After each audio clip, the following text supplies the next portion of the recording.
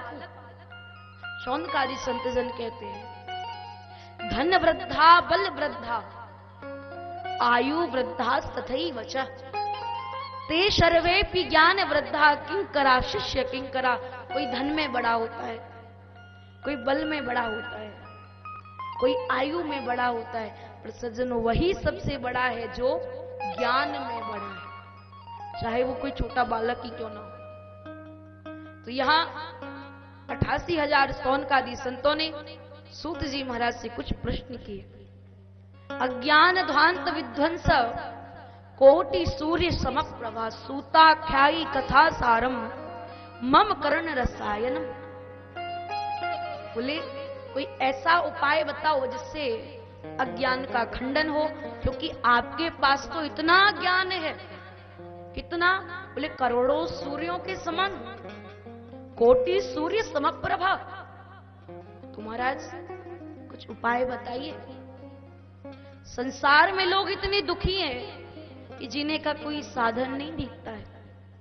मरने के लिए लोग बात बात पर विचार करते हैं, पर जीने के लिए विचार नहीं करते। संसार कहते हैं ना, संसार में बड़ा सुख मिलता है, ऐसा नहीं है। जितना दुख इस मृत्यु लोक में है ना, उतना दुख शायद ही कहीं हुआ।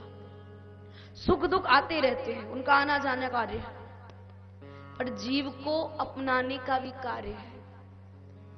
अगर कर्म अच्छे हैं तो आपको सुख मिलेगा, कर्म खराब है तो आपको कभी दुख भी मिल सकता है। और ये मत कहना कि भगवान दुख देते हैं, भगवान दुख नहीं देते।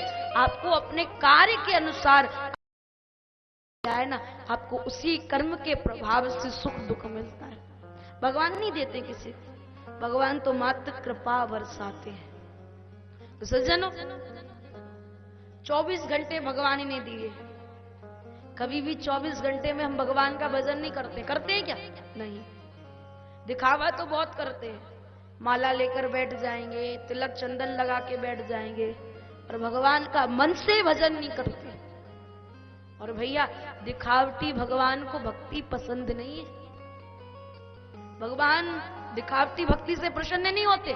भगवान तो प्रेम वाली भक्ति से, निष्काम भक्ति से, जो मन से भक्ति करी जाती ना, उससे प्रसन्न होते। बोले राधे राधे राधे। कोई कमी नहीं करते। जीव बहुत अच्छा है, हम सब बहुत अच्छे हैं, पर सज्जनों कमी बस यही आती है कि हम भगवान को निष्काम भाव से नहीं भजते। निष्काम भाव से नहीं भजोगे, भगवान कृपा नहीं करेंगे, कृपा नहीं करेंगे तो दुख तो आना ही। भगवान से सच्चे मन से प्रार्थना करो। देखो कभी कोई कहीं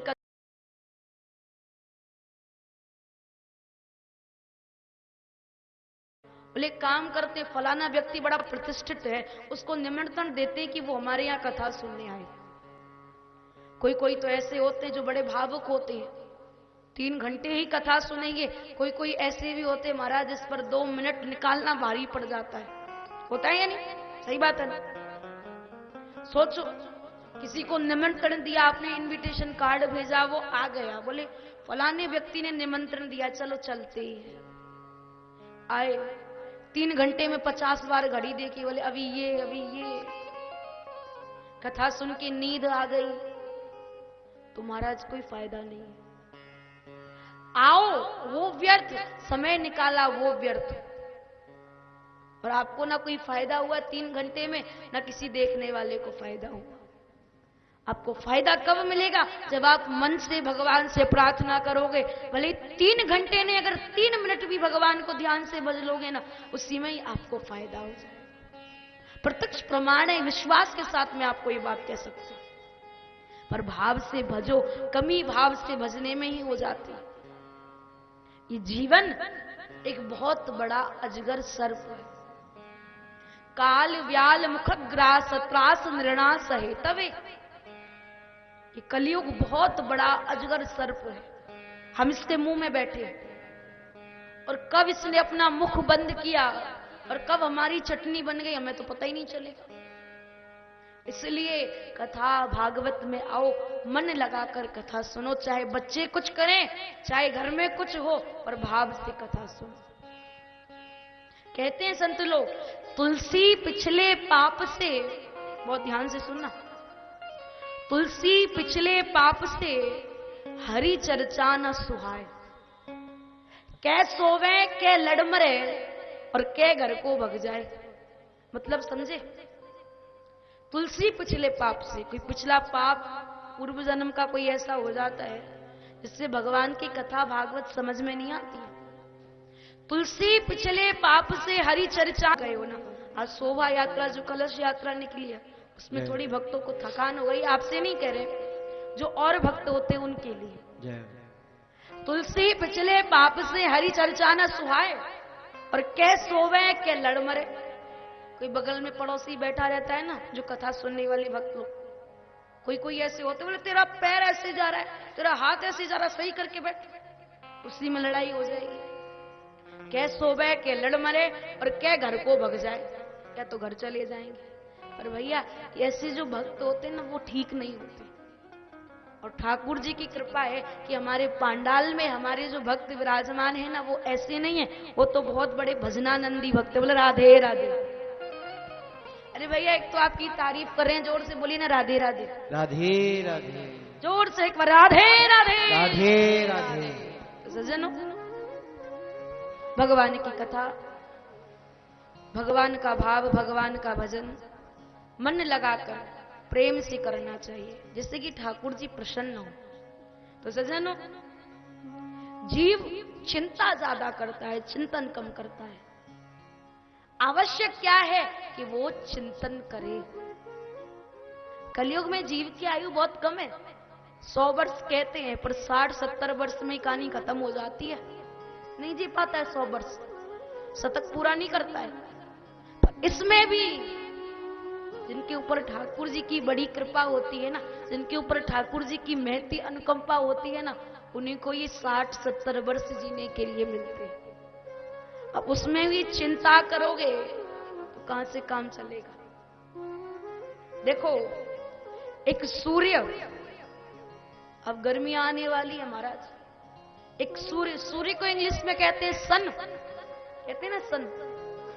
एक सन ने, अभी गर्मी आएंगे तो इतनी गर्मी बना देगा महाराज एक सूर्य, एक सन ही, ये दुनिया परेशान हो जाएगी पंखे कूलर एसी में। एक सन, एक सूर्य इतनी गर्मी फैला देता है, पर जीव तो महाराज टेंशन लेता है। क्या लेता है? टेंशन। एक सूर्य इतनी गर्मी फैलाता है, एक सूर्य का इतना तापमान है, तो सोचो टेंशन माने 10 सूर्य का कितना तापमान होगा, व्यक्ति तो भड़क जाएगा। कहने का मतलब टेंशन मत लो। कहते हैं चिंता करो तो मिले बीमारी। बहुत ध्यान से सुनना, चिंता करो तो मिले बीमारी और चिंतन करो तो मिले बांके बिहारी। बोले बांके बिहारी लाल की जय। तो क्या करना है? चिंता नहीं, चिंतन करना है। छोड़ो सब भगवान भरोसे और वही सभी को पाले पोसे। भगवान के ऊपर छोड़ दो ना। आप कोई कार्य करोगे, हो सकता है गलती हो जाए, हो सकता है कार्य बिगड़ जाए, पर भगवान जो करेंगे ना, चाहे कोई कितना बड़ा क्यों ना धुरंधर आ जाए, वो गलत नहीं करने वाला। भगवान की कृपा होनी जरूरी है ना भैया। दिखावटी मत करो, बनावटी मत करो, प्रेम से भाव से करो। तो सज्जनों, संत जन बड़ा प्यारा बताते हैं, चिंता मत करो, चिंतन करो। बोले वो चिंतन कहां से होगा? बोले भागवत को सुनो। बड़े बड़े संत, बड़े बड़े भक्त चिंतन करके भगवान को पाए। चिंता नहीं, चिंतन करना चाहिए। सूत जी महाराज कहते हैं, बोले भागवत तो देवताओं के लिए भी दुर्लभ है, जो हम आप सब सुन रहे हैं। एक बार जब महाराज परीक्षित को श्राप लगा, सुखदेव जी महाराज कथा सुनानी बैठी थे, देवता अमृत का कलश लेकर आ जाते। बोले महाराज रुको रुको। सुखदेव जी ने कहा क्या बात है? बोले ये कथामृत हमको पान करा दो और अमृत परीक्षित को पान करा दो। सुखदेव जी बोले देखो, ना तो अमृत ही हमें पीना और ना कथामृत ही हमें पीनी। बोले किसको पीनी? बोले परीक्षित को। उनसे पूछ कर आओ, उनको क्या ग्रहण करना है, अमृत या कथामृत? सुखदेव जी महाराज पूछते, ले राजन अमृत पियोगे या कथामृत? परीक्षित जी बोलते, महाराज दोनों में अंतर क्या है? सुखदेव जी कहते, राजन अमृत पियोगे तो स्वर्ग तो जाओगे, सुख भी भोगोगे, पर कहते ना ट्रेन छोटे मोटे स्टेशनों पे ही रुक जाएगी, प्लेटफॉर्म पे नहीं पहुंचेगी, जंक्शन पर नहीं पहुंचेगी, स्टेशन पर ही रुक जाएगी। बोले मतलब? बोले आप स्वर्ग जाओगे, फिर मृत्यु लोक पर आओगे, फिर स्वर्ग जाओगे। बोले कैसे? बोले जो अमृत पीता है ना वो। बोले कथामृत पीने वाला? बोले जो कथामृत पीता है ना उसकी ट्रेन छोटी मोटी नहीं। बोले उसकी ट्रेन कैसी होती है? बोले उसकी रेलगाड़ी तो, उसकी ट्रेन तो सीधे राजधानी होती है, और राजधानी छोटे मोटे स्टेशनों पर रुकती नहीं, वो तो सीधे प्लेटफॉर्म पर रुकती है। बोले मतलब? बोले वो स्वर्ग नहीं जाएगी, वो नरक नहीं जाएगी। बोले कहां जाएगी? बोले वो भगवान के बैकुंठ में जाएगी।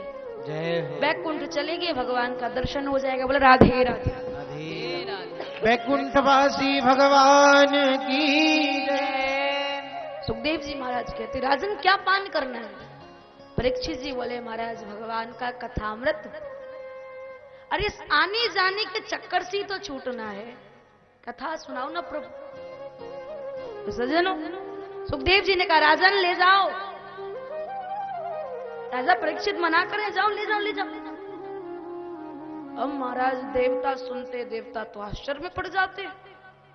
सुखदेव जी ने कहा सुनो, अगर तुम श्रोता बनकर आते तो मैं तुमको जरूर कथा सुनाता, पर तुम श्रोता नहीं, तुम तो सौदागर बनकर आए हो।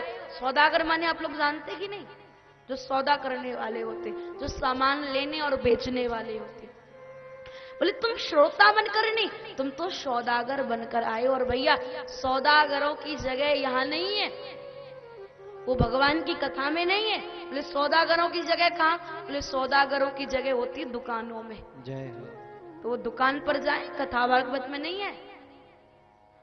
अरे तुम तो मणि लेकर कांच का टुकड़ा देना चाह रहे हो। अरे सुनो, अमृत और कथामृत में बहुत अंतर है। क्वा स्वधा क्वा कथा लोके क्वा काचा क्वा मणिर महान। बोलिए कोई कांच का टुकड़ा नहीं, हर किसी को जो मिल जाए। ये तो भगवान की दिव्य मणि है, किस्मत वालों को ही मिलती है। कहते हैं ना, किस्मत वालों को मिलता है श्याम तेरा दरबार, हर किसी को नहीं मिलता है। जिसके भाग्य में लिखा है, जिसका प्रारब्ध अच्छा है, उसी को ही ठाकुर जी की कथा सुननी मिलती है। बोले राधे राधे। राधे राधे। तो सज्जनों, सुखदेव जी महाराज ने देवताओं को भेज दिया। देवता गए महाराज ब्रह्म के पास, ब्रह्मा जी के पास जाते हैं। बोले सुखदेव जी ने हमें कथा तो सुनाई नहीं, अमृत लेने से इनकार कर दिया। ब्रह्मा जी कहते 7 दिन पूरे होने दो। और सज्जनों, जैसे ही 7 दिन पूरे हुए, ब्रह्मा जी ने एक तराजू मंगाया। तराजू माने जानते हैं ना, जिसमें सामान को तोलते हैं। एक तराजू मंगाया। एक तराजू के पड़ले में समस्त वेद वेदांत रख डाले, और मात्र एक पड़ले में भगवान की दिव्य श्रीमद् भागवत महापुराण को रखा। और सज्जनों, भागवत महापुराण को रखते ही जैसे ही तराजू को उठाया, तो भागवत जी का तो पड़ला हो गया भारी, वो झुक गया, और अन्य वेद वेदांतों के पड़ले उठ गए। वहीं सब संत जन कहते हैं, बोले भागवत कोई साधारण किताब, साधारण कोई ग्रंथ नहीं है, ये तो साक्षात भगवान है। श्रीमद् भागवत महापुराण साक्षात भगवान श्री कृष्ण है। और सज्जनों कहते हैं, झुकता कौन है? जिसमें जान होती है। बहुत ध्यान से सुनना, झुकता कौन है? जिसमें जान होती है। और अकड़ कर रहना, तो कैसे रहना? अकड़ कर रहना तो मुर्दे की पहचान होती है। अकड़ना तो एक मुर्दा भी जानता है, पर भैया झुकना हर कोई नहीं जानता है। जय हो। जो भगवान के दरबार में, भगवान के मंदिर में ठाकुर जी के सामने जो झुकते हैं ना,